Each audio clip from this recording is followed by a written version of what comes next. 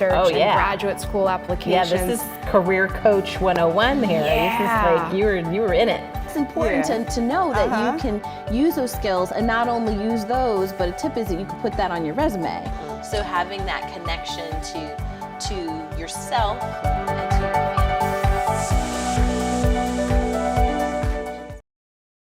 Hello and welcome to Career View Mirror. I'm your host, Joyel Crawford, and today's very special guest is Fiona Jamison. She is the CEO and founder of Spring International, and I'm so glad to have you here, Fiona. Thank you so much for being on the show. Thank you so much for inviting me. I'm really excited to speak with you today. Well, tell me a little bit more about your career, Fiona. We talked earlier. Now we're finding out it was like months and months ago. But please tell me, how did you get started in your career? What is it that you specifically do? So specifically, I run an employee research company. We focus on helping employers to become great places to work. We really are the voice piece to employees to sort of raise their voices up and have employers and companies provide better working experiences. But yeah, I've been in this field for, 20 years. So it's been quite a journey. 20 years. So how did you get into this journey? I think that it's important for our audience to understand how you got to this point, because it's quite an interesting journey. Yeah. Yes, it is. It is. Let's see. I mean, I left school at 16, which is quite normal back in the UK. Okay. And I got a job as a business apprentice at a local manufacturing company. And the beauty of apprenticeships back then was that you got to work in every department, whether it was like safety or marketing or the mail room or the shop floor. And so I really got an exposure to all kinds of jobs really, really early on in my career. And then I took some time off and I, worked in Europe for a while, which was great. And eventually figured out I should probably go to college and get a real job. And so I had known from that first job out of school that I really enjoyed business. And so I studied business and finance. And I think one of the beautiful things about going to college is that you get to learn all these different things and different courses and figure out what you really like. And what I really liked was sort of psychology and HR and research. So that sort of started my journey into research. And, I realized at that point that I wanted to do research in organizations and learn more about, the employee experience and what's good and what's bad. And I had those jobs, right, where you worked really long hours and you didn't feel appreciated and you didn't feel heard. And I think that's where my sort of passion started. So when things weren't going right, you were like, there's a way I can fix this. There's a way that I can help this, help other businesses, help employees feel heard and have their voices raised up. So it came from a personal experience from that.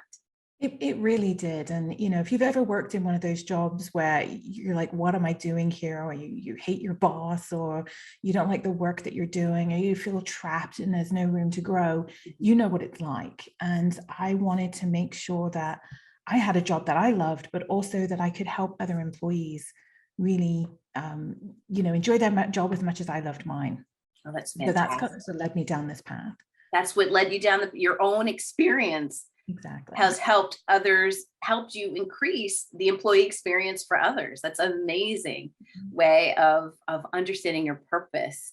I mean, did you know that was your purpose? I mean, or did you just kind of just keep going towards what was interesting for you? I think, the decisions I've made along my career have been somewhat uncharted. And what I've learned is that I tried to figure out what I didn't like and then said yes to new opportunities. And so it's somewhat of a path that, it wasn't, I would love to say that I had this well thought out plan to do a PhD and, run a business and work with organizations, but it wasn't that way. It was very much, I know I love doing research. I love working on projects. I love gathering feedback from people and understanding what could improve for them. And so every decision along the way led me to that. I think a lot of people who think about research think about, oh, you must spend all day in the data and you must just do statistics and analysis all day. And while part of that is true, a lot of we do in my team here at Spring is we listen. We're trying to be empathetic. What is it like to stand all day at your job? What is it like to have to work a night shift? And what does that feel like? And what could the organization do to improve what it's like to work on night shift and be on your feet all day? So it's really, taking that information and transforming it into insights that can help improve the way a business operates. That's fantastic. And you hit on something that I'd like to circle back to. How you said, you did research and then you got your PhD. Is that something that you suggest is required for the work that you do at Spring International as being a researcher, or can you go a different path? I think you can go many paths, honestly, to research. I was passionate about research, so pursued a PhD. But honestly, many degrees in sort of the social sciences, whether it's sociology or political science or business, or you're expected to do research projects. You're expected to work as a team, manage a project, gather data, generate insights, and report back. And those are all skills that you need to do the kind of research that we do. So you don't have to go all the way to a PhD. Okay. You get a lot of that experience at your undergraduate level. I think if you want to pursue it to the master's and advanced degrees, great, but you kind of have to find your passion and know that you're going to research something you're really interested in. But I think, I always say to students who are sort of early on in their career or trying to figure out what they do, there's lots of opportunities at universities to volunteer and be a research assistant to a professor, right? Who has to do research as part of their role, as part of their tenure. Help them out with a research project, see what you like. Is there a part of that process that you really enjoy? Do you love collecting data? Do you love analyzing data? If those are things that excite you, then maybe research is something you might want to pursue. I think that's great because there are opportunities. Sometimes you need to actively seek out the opportunities that you want to pursue a bit more than it falling in your lap. There were certain projects that I needed to reach out to my professors about. And then there were some professors who were like, hey, I'd like to pull you in on this research project. But it's really about taking that concerted action. I love what you shared there, Fiona, about making sure that you drive your interests and your passions in the direction that you want to go. It's not always going to be somebody tapping you on the shoulder, but you've got to actively take that role. And doesn't that volunteer and research experience count towards your experience that you could put on your resume? Absolutely. I mean, those are the kinds of skills that you're going to get: is critical thinking, time management, attention to detail, communicating results. Those are all things that, employers like me are looking for in a new hire, right? I want someone who's going to not just take things at face value and question and be curious about what the underlying causes are. Those are the kinds of skills that we really look for in our talent on my team. And, I'm a huge proponent of not waiting, right? Yeah. Go and ask, like how, and I think I told you the story, Joyel, about how I got my job. I was working somewhere else as a research associate. I was 7 months pregnant, and I had decided that once the baby was born, I didn't want to work the 12-hour days I was working. So I looked for a company that did research in Philadelphia, and I Googled it. And I called them up and said, hey, I think you should hire me. They didn't have a job posted. There was no position I applied for, but I thought, this is the kind of work that I want to do. I'm going to call and find out. And 17 years later, I'm the CEO of the company, right? So I'm a huge proponent of taking that risk. And, putting yourself out there, like Yes. you're going to learn a lesson, you're going to get an experience. It's not always the best experience, may not always be the right lesson, but be willing to just try. Yes. Take a risk. Absolutely. And, like I say in my book all the time, you've got to show your ask. You don't know unless you ask. Mhm. And I think it's amazingly gutsy. And thank you so much for sharing. I love it. No, I love the fact that you share that story, because I was hoping you would share that with our audience today. Is just that you said, here it is. Here, I'm here. I think you need to work with me. And now you're running the business. You're running the company yourself. Put it down to hormone, pregnancy hormones or craziness at the time, but I knew kind of what I wanted, and I thought I have nothing to lose. Right. The worst they can say to me is like, no, we're not interested. Absolutely. So, I'm a huge proponent of taking that risk and making that phone call. You just never know. You don't know. And it's a 50-50 shot. And obviously you made such an impression on the hiring manager, who's like, there's no job opening, but he had no choice, like that's a bold move. And your career growth, sometimes it takes risks, makes taking risks and bold moves to get where you want to go. I think it's just such an extraordinary story. I'm so glad you shared that, because I was just like, there was something else to your story that I think you need to tell. Yes, thank you. Thank you for sharing that, because it's amazing. Like, who knew that one little small risk has now led you to being the owner of the organization, to be the I'm founder. definitely what you would call, one of those accidental CEOs, right? I didn't necessarily, that wasn't my purpose when I made that phone call. I wanted a job doing employee research. And then over time, I love my job. I love what I do. I'm passionate about it.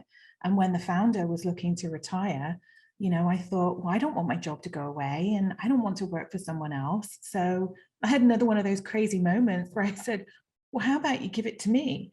And his response was, I'm not going to just give it to you, Fiona. I'm sure we can work something out. And so again, I think it's having the courage to ask and be willing to take a risk. And I only hope that I can, carry on his legacy of flexibility and being a great employer that he had done for me. Oh, and that's fantastic. I think there's a lot to be said about that as well, too, that he entrusted the organization to you, and you're taking it even further. It's amazing. And being a voice for employees and improving the employee experience. It's a win-win for the business as well as for the employees that work there. So I think that's fantastic. What's one of the myths about researchers? You said a little bit of it is that, researchers aren't always just kind of like nose to in the book and doing a lot of statistical work. But what's a myth about researching that you'd like to bust? So I think there's a couple of myths. One is that you can make the data say anything, right? A lot of people say, oh, you can make the numbers say anything. And my challenge to that is those numbers represent people, right? And not to forget that like, okay, if they say, well, employee satisfaction is at 50%, that number seems somewhat meaningless. And I think the reality behind that is you've got half of your workforce who are not having a good day at work. And what does that mean? It means they're not putting their effort. Maybe they're not smiling at the customer. They're not helping out a colleague. They're not, all of the things that that we learn in the research that we do. It's not just about the numbers. It's about the people that they represent and the experiences that they have. And I think that's our job, is to bring that to life, right? To put the people behind the numbers. So I think that's one myth. It's about numbers and you can make the numbers say anything. The reality is those numbers represent something, the reality there. I think the other myth is that, we do spend all day looking at data in front of our computers. And I think what we spend, and most of my team spend time talking to people and listening and being empathetic and saying, well, what's that like for you? And help me understand, what's it like to, to just stand on a line and fill something all day long? What's it like to be a cash register, standing on your feet all day? Help me understand that so we can better represent your perspective. So it's a lot of listening, a lot of empathy. It's not just in the data with your nose in there all day. I think that that's important because I think when people hear research, they think paper, they think one-dimensional, they don't think that there's a human being behind that number, and that there's feelings and emotion and human interaction in gathering that data. Yeah, and it's naive to think that every person's the same, right? It's to say we've got 1,000 employees. The reality is, who have 1,000 individual personalities with families and environments and experiences that make them different. So how can we help an employer understand that context as well? Because my experience on the job and your experience on the job is going to be, we could be doing exactly the same job, exactly the same tasks every day, but what we bring to it could be very different. And it's having that understanding of human beings and how we operate in the world that I think brings what we do to life. I think those are great myths to bust. And I'm wondering, what happens when you communicate that data to the employer? How is it received? If you're giving that kind of statistical information, how do you deal with the resistance of that data that you're sharing? So I think when we share results, we try to tell stories, right? We try to put it into context and sort of share an experience or something that brings the data to life. But it does vary by organization. We have some employers that we work with who are just passionate about it and they can't get enough information and they want to run and do the work. We have also had experience over time with employees and say, that's not true. That can't be right. And my response to them is, this is not Fiona's opinion. This is not something that I'm coming up with. This is your most valuable resource. People who know your business better than I ever will, who've worked with you for 10, 20, 30 years. It's them telling you this, right? And kind of putting it back in their hands and saying, it's not about me. It's don't attack the tool. Don't attack the survey. Right? Yes. Don't attack the methodology. I'm simply the voice piece. And let's talk about how we can listen and take action. Because there's nothing more frustrating for an employee than giving their opinion and then nothing changing. Oh, yeah. I mean, I say this all the time in a lot of the different presentations that I've lectured on. It's almost like we go through change drain. When you're asked for feedback and you give the feedback and you don't see any changes happening. So then you become apathetic and resistant to the change. And if you're not heard, if your voice isn't heard, then you're not going to want to move forward or do more or do better. And so it's so important for employers to hear and then communicate that change is happening, that they really know that they've been heard. And it's just so demotivating when you feel like your voice isn't heard or listened to. And that's the whole point of that, Exactly. If you're going to ask a question for feedback, take it and be willing to hear the answer. Yes, exactly. Whether it's good or bad or indifferent. And, I always tell my team, right, our job as good researchers is to take all of that complex information and make it, very manageable, right? Yeah. What are the 3 things I need to walk away with? What is the biggest priority? What's most going to have the most impact on the employees? What's going to have the most impact on our business? And helping them to really get down to the things that matter.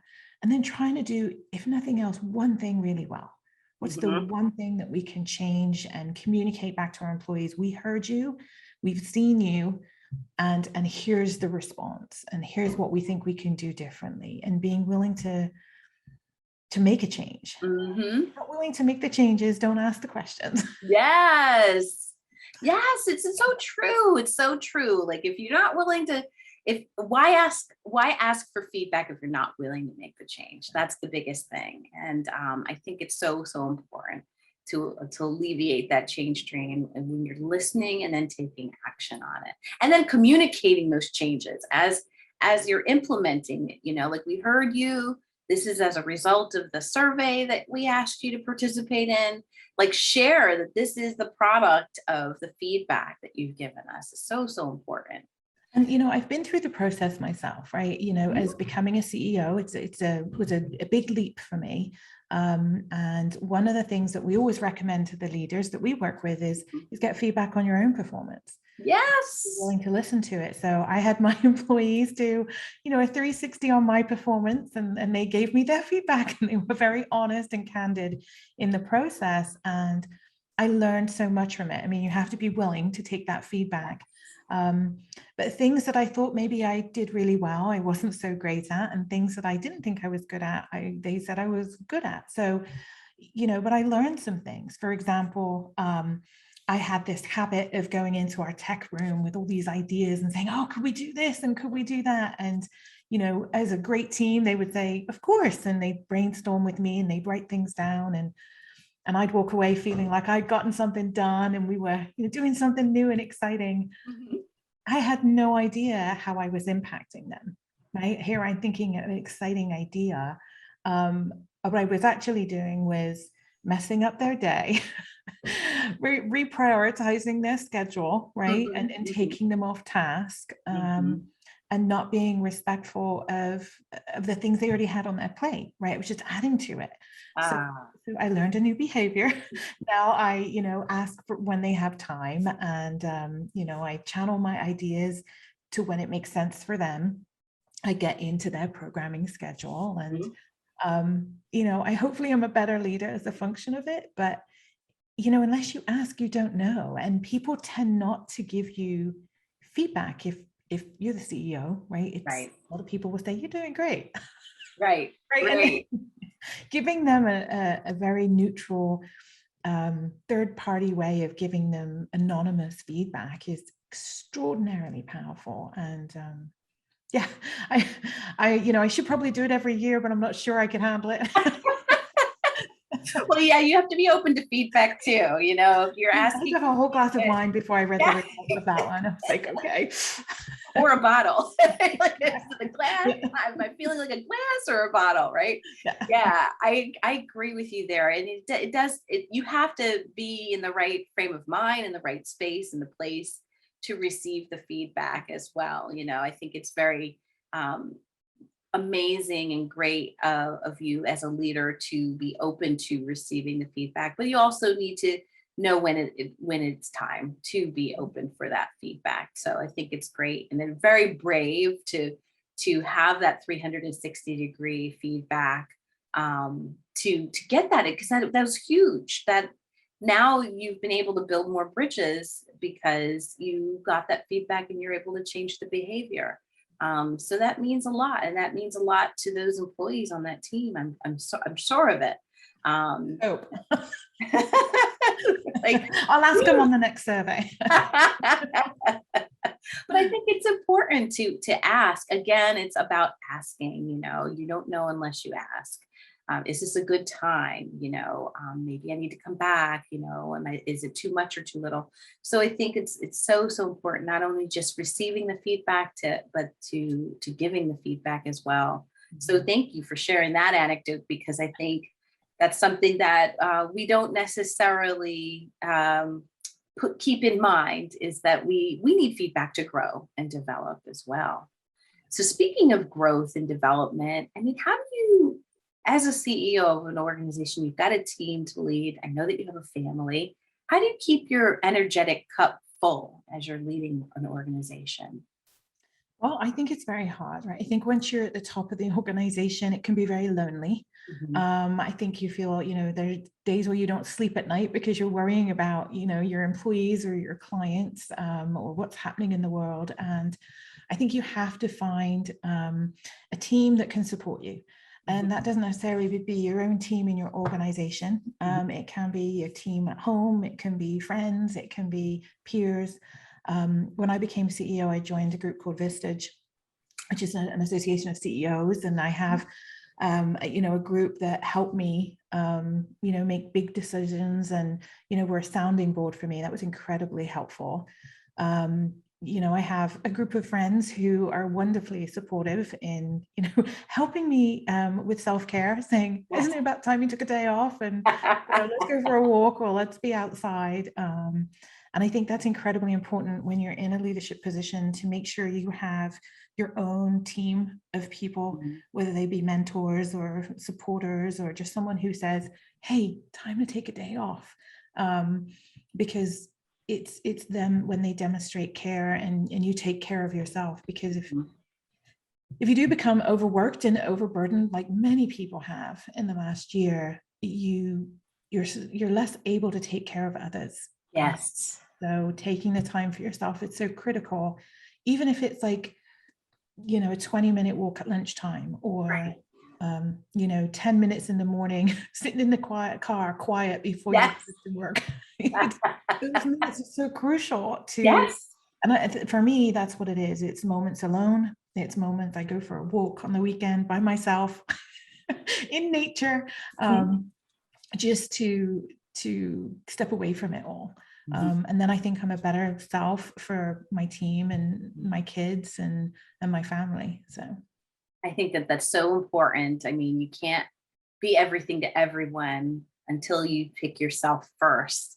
And in fact, each year I have like a theme. Like, I don't know if you have a theme as well, but I think next year my theme is going to be me first. Yes. Like, take care of myself first, put that oxygen mask on, and recharge. And I love the fact that you have a team. Like, one of my colleagues, Glenna Crooks, she says a pit crew, like having your network to keep you lifted up and re-energized and recharged, so that you can be a better leader to your team and to your family and to your kids. Yeah. It's just, and exactly. And I think there's, the other piece of advice I often give people is, if you don't have a team or a squad or, a pit crew, get one. yes. Also don't be ashamed or afraid to cut people out of your pit crew when they're not helping you, right? And Absolutely. it's okay to walk away. My mom would say, you can have a friend for a season, that's all right. But in the same world, if you feel that there's someone who's not helping you, it's okay to cut them from the crew. Oh yeah. Yeah. Yeah. It's so important. I liken it to, I think I was listening to a radio show, and the host was talking about how you prune a bush. You've got to cut a bush back in order for it to grow. And it's just like friendships, and like your pit crew or your squad, right? You've got to cut some back. You've got to cut some of that extra that's not helping it grow back, so that you can grow some more, so you can flourish. So sometimes you do need to let go of people or things that are holding you back, so that you can grow. That's a great, great tip. Really great piece of advice, Fiona. Thank you. You're welcome. So here's another question that I like to ask all of my guests, and it's one of my favorites. It's, what career advice would you give to your younger self? Like, what pieces of advice would you give to your young Fiona? Gosh, that's a tough question. I think I would say be brave. Like, I think if I'd have made some decisions earlier on and been willing to take the step out of a bad job earlier, or, being willing to stand up and speak up for myself sooner, I think I probably would have gotten where I am faster. So, I think it's those moments when you didn't lean in, and I think women struggle with this more than guys tend to. When you've had that idea and you're thinking it and you don't say it because you're shy or embarrassed, or nobody will listen, and then somebody else speaks up with the same idea and you think, oh, that was my idea. Yes. There's nothing more like demoralizing than thinking and then that person goes like, yeah, everybody's a great idea. And yes. It's in me. And so I think my advice would be, don't doubt yourself, right? Put yourself out there and speak up when you see an opportunity. I was very shy when I was younger and very quiet. I'd much rather blend into the wallpaper. That's still kind of who I am, but I've learned that it's okay for me to have an opinion and to put it forward. And so I think that's the advice I would give to my younger self is, speak up. Don't be afraid to be brave in that moment. And again, what have you got to lose? Yeah. What have you got to lose? There's just, it's 50-50, it's a 50-50 thing. So that's great advice. Be brave. Don't doubt yourself. Speak up. What have you got to lose? I love it. Love it. Love it. I think she hears you. And I think I have a young daughter who yes. I said she's equally as shy as I am. She's painfully shy. And I say to her all the time, you got this, you have this. And I feel her pain when she's like, Mom, no. So, one day she'll look back and say, my mom said that. Yes, and it's so true. I mean, I know you don't feel like it, like your voice is shaking or whatever, but it's just like, you know what, take a deep breath and just try it out. Just go for it. And, you just don't know. You don't know unless you just speak up a little bit. And I think those are great pieces of advice. And I think, again, that you're living in your truth and sharing it with your daughter and all of our audience members. I'm just so glad that you continue to pursue all of these things because you took risks and you were bold and courageous. And because of that, you're helping employees have much better experiences, more enriched experiences in their workplaces and spaces. So I really appreciate you being here today and sharing your story. Yeah, no, thank you. It's been so much fun. Anytime you get to chit chat to people about, what you do, and it's my passion and tell people about it, and I really encourage anybody who's thinking about a research career, just try it, right? Yeah. Find your passion and give it a go. Make that phone call. You never know, right? You could end up being this next CEO. That's right. Exactly. You could be running the business. Yeah, exactly. Fantastic story. Thank you so much for sharing and appearing on the show. And for more information, you can find, I'm going to put it in the comments about Spring International. If you're looking for improving your workplace and space, or even looking into a career in research, I'm going to put Fiona's information in our comment section. And if you liked what you heard or saw today, please subscribe to the channel. And again, share it with a friend. I'm going to ask, share it with friends and tell everyone about this fantastic podcast. Thank you so much for watching, and I'll see you next time. Thank you.